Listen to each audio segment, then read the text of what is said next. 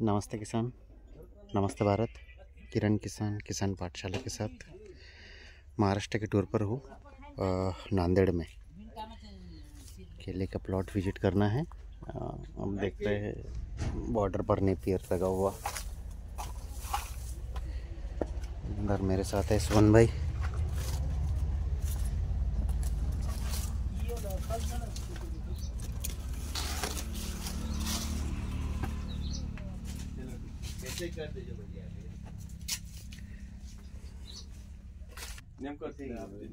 Just start हो रहा है। स्टार्टिंग के सही नहीं 5, 10, 25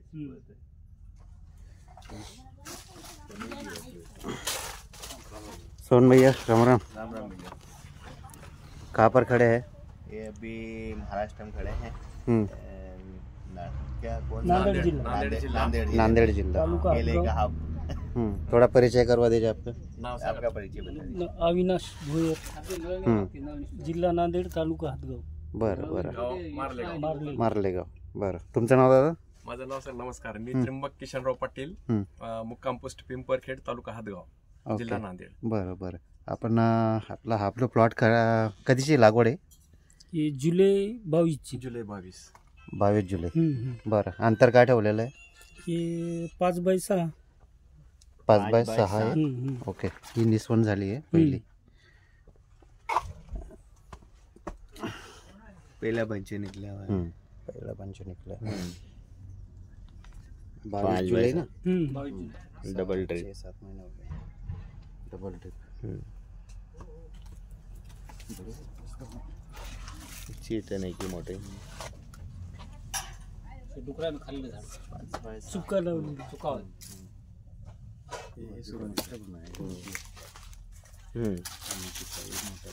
हे बी आहे का? 30 आएगा ना. 30 आहे. 30 मोपलेला आहे. 30 मोजलेलं ना. 30 इंच आरामात. ग्राफ महीने रखती है. पूरी गहरी काली मिट्टी है. पूरा बोले तो सर कम से कम 60 फीट तक 60 के ऊपर ही जाएगी. 60 फीट 60 काली मिट्टी लगती है. 60 के आगे केसिंग 80% 60 से 90. अच्छा 60 ते 90 असं जातं. अच्छा बरं अच्छा. कमी जास्त होऊ शकते. नहीं, ये सही बना है आपने. बेड हाइट पे लिया है.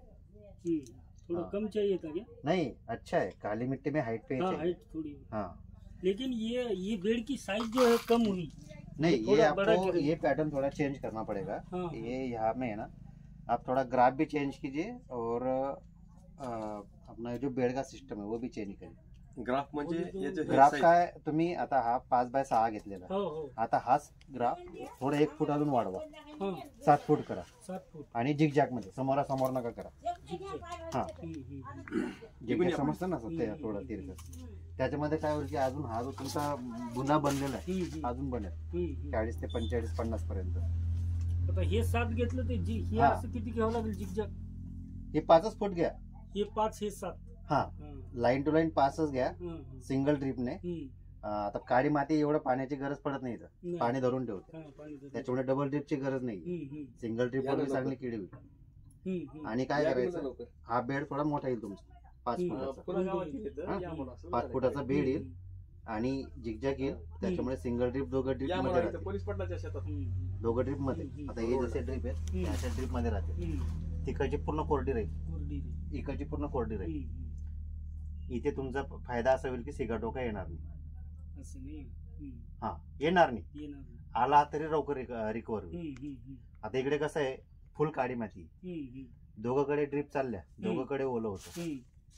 केळीला काय आहे की याला जसं आपण म्हणतो पाणी पण पाहिजे आणि ऑक्सिजन पण पाहिजे. तर दोघं बाजूने ओलं झाल्यामुळे काय, जेवढं पाणी असतं, जेवढा गारा असतो तेवढा त्या मुळ्या थांबलेल्या असतात आणि तिथून ते फंगस पकडतात.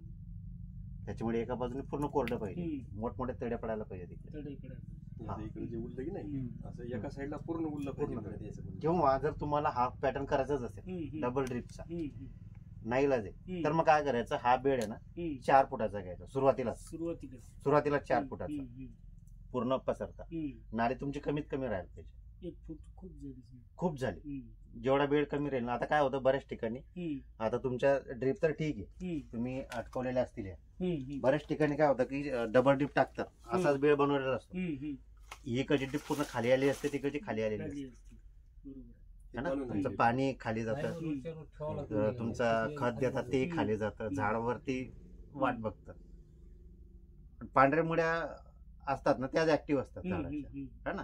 तिथेच खत पाहिजे, तिथेच पाणी पाहिजे, आणि त्यांना थोडा ऑक्सिजन पण भेटायला पाहिजे. त्यासाठी हा जर पॅटर्न करायचा असेल तर बेड चौडा घ्यायचा, 4 फुटाचा घ्यायचा सुरुवातीला म्हणजे नाही बेड मोठं पाहिजे 3.5 ते 4 फूट. आपल्याकडे बेड पद्धती 5 नाही. फूटच होतं. हा. याच्या मधात उदीम करता वेळेस हे बेड जास्त फुलले गेले. हम्म. याने जे 1 फुटाचं लावायचं ते मधलं सरी सरी फोडायचं, हम्म. तर ते 2 फुटाचं लावल्यामुळे या बेडची साईज कमी झाली. कमी झाली. हे फुटल्या गेलं, यानं वरी मातोडा फेकला. या बेलला एक तर हाईटही घेतली आणि हे अंतर दबल्या गेले. डबलं गेलं. आता तुम्ही जर 5-7 मध्ये गेले ना, 5x7 मध्ये, तर फक्त जी नाली आहे इकडची 10 फुटाची, तिथेच तुम्हाला चालवायचं आहे. या बेडवर काहीच करायचं, एकच चालवायचं. याच्यावर काहीच करायचं. आणि तुमचं पील, पत्ती, कचरा वगैरे जे काही असेल ते फक्त इथे टाकायचं ड्रीप मध्ये. हा. आणि याच्यात काय, आता तुमच्याकडे साधारण एकच घेतात, खोडवा घेत नाही. नाही, खोडवाचं नाही. केळीच पहिलीच वेळ आहे केळीची. नाही, पण तरी जनरली आजूबाजूला खोडवा घेत नाही. नाही, जवळपासच्या एरियात नाहीच ना, खोडवा घेत नाही. जवळपास नाहीच आमच्या भागामध्ये. खोडवा अर्धापूर सोडलं की डोंगरकडा सोडलं की इकडे केळीत नाही. केळीच नाही. पण ते डोंगरकड्याला बरेच लोक घेईन 99% घेईच नाही. नाही, सिंगलच घेतात. सिंगलच घेतात. त्याच्यात काय आहे, केळीमध्ये जर चांगला पैसा कमवायचा असेल, आता तुमचं पहिल्यांदा केळी लागवड करतात, तुमचा रोपाचा खर्च, जमीन तयार करायचा खर्च, ड्रीपचा खर्च, खतांचा खर्च, मजुरी जवळपास 80,000 ते 1,00,000 लागतो 1 एकर मध्ये, है ना. मार्केट आपल्या हातामध्ये नाही, निसर्ग आपल्या हातामध्ये नाही. जर समजा निसर्गाने वारा वादळ आलं, चक्रीवादळ आलं, काही झालं, नुकसान झालं, आपल्या हातात काही येत नाही. मार्केट जर समजा पाण्यामध्ये होतं सर, फ्लड आला होता इथं. 5 फूट पाणी होतं. अच्छा. केळी म्हणजे 2 फुटाची असेल तर 5 फूट त्याच्यावरती त्याच्यावर पाणी होतं. बरं. त्याच्यानंतर एवढी मेहनत केली. मस्त केलं तरी, डेव्हलप केलं. ते बोट जे टाकले होते इथून या टमाट्याच्या रानातून टाकले होते, तिकडे माणसं अडकली होती, बोटनी माणसं काढली इकडची. बरं. एवढं पाणी येतं एवढं पाणी आलं. दरवर्षी येतं. नाही, यावर्षी येतं. अच्छा.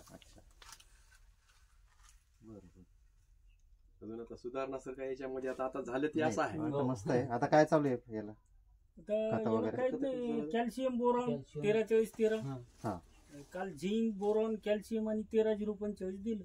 बरं. आणि एक मायक्रोन्यूटन दिलं. मायक्रोन्यूटन आज थोडं सोडलं नाही का?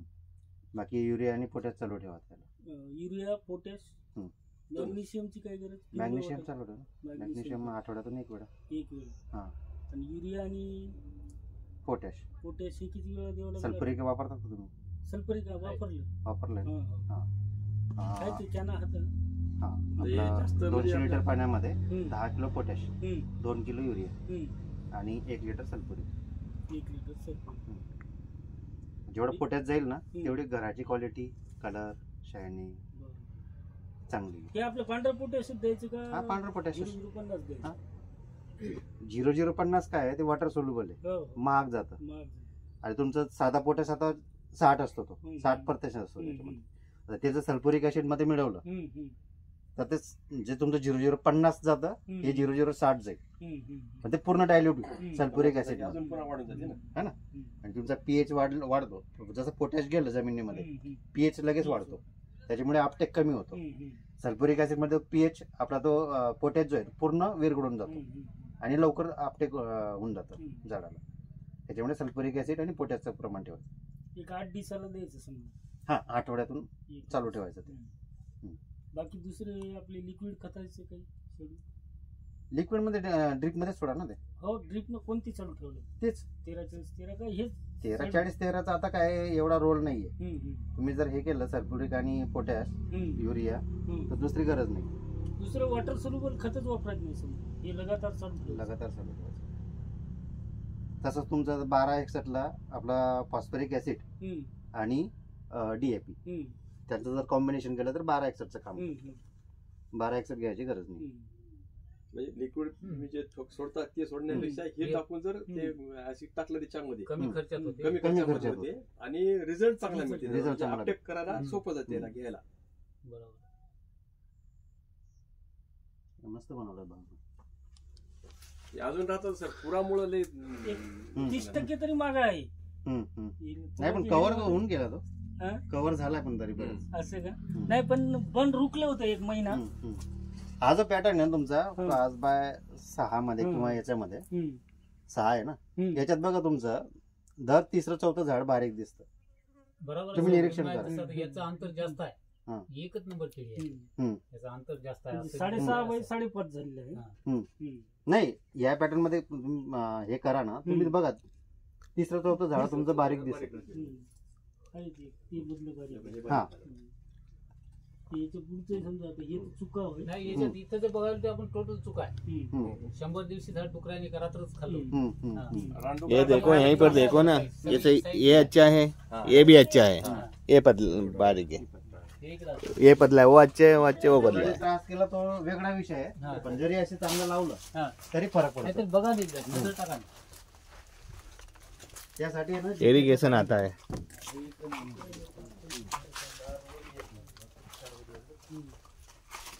हे सर 4 वर आले का हे? एक म्हणजे हा हे खतं दिलेत ना ते आले तो. हे लिच आउट व्हायला पाहिजे, त्यासाठी सल्फ्युरिक ऍसिड, फॉस्फरिक ऍसिड.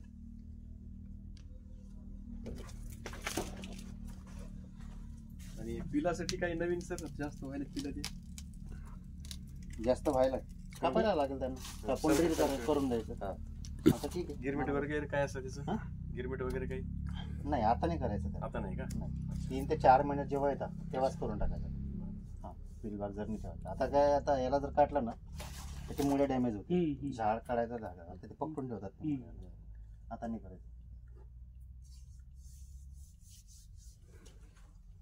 ठीक आहे. येलोइश कलरचं काही नाही ते जुने पान झालं. जुने पान कापायची नाहीत पानं. नाही पानं नाही बंद केली आता. कापायचीच नाहीत. सुरुवातीपासून कापायची. कवाच कापायचे नाहीत. आता जसं उन्हाळा येईल ना तुमचं गरम हवा येईल, आपण जसं कपडे घातले तसे यालाही कपडे पाहिजेत. इथे जर ऊन लागलं ह्या पेशी आहेत ना उन्हामुळे हे होतात, बंच सटकतो किंवा काही होतो तो प्रॉब्लेम होतो. त्याच्यामुळे हे राहू दे, कापायचे नाही कधीच. सुरुवातीपासूनच कापायची. थंडीमध्ये पण नाही आणि कापली याच्यात एवढी पण नाही. निर्मळ दिसते. नाही नाही नाही. पुन्हा बंद केली होती.